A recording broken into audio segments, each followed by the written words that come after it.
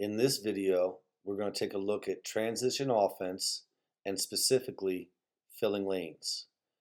Filling lanes is the action of using the 3 lanes of transition to create easy scoring opportunities, to put pressure on the defense to get back, and to simply speed up the tempo of the game.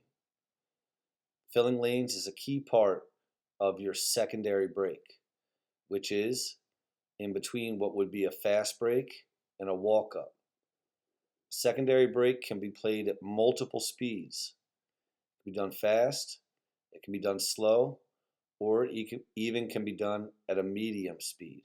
The 5 basic parts of a secondary break are: get possession of the ball, get the ball to the primary ball handler, whether through outlet pass, inbound pass, or a steal, fill lanes, efficiently advance the ball up the court, and get to your numbered spots. Secondary break can often result in an easy shot or even getting the defense into a vulnerable position, which can create a foul.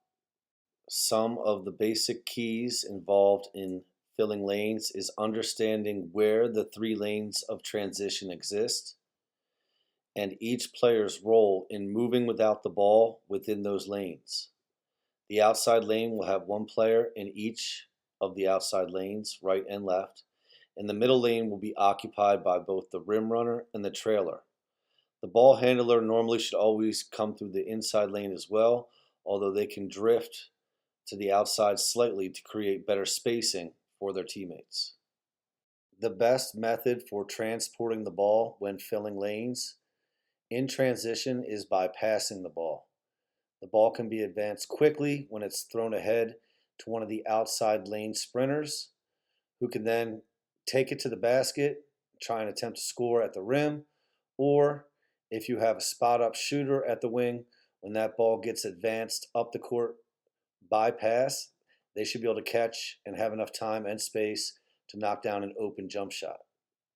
The job of the rim runner, who is the first big down the court, is to sprint directly to the rim and then step to the ball side block or just be ready under the rim to receive a pass. The ball can get to the rim runner directly from the point guard, or it can get moved around a couple of times before finding them.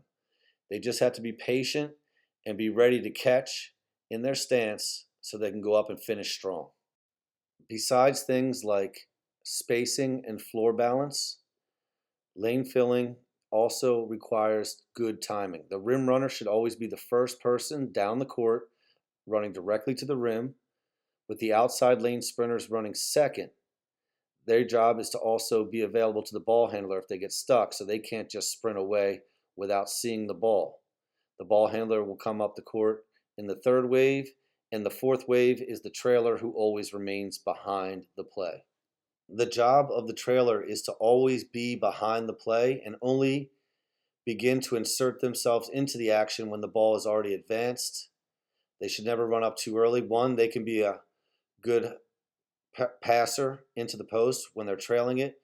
2, they can be a threat to score coming down for a spot-up 3-pointer. Or 3, they can just be a safety valve to get the ball right back to the point guard so we can get into our offense. The last part of lane filling is getting to your numbered spots at the end.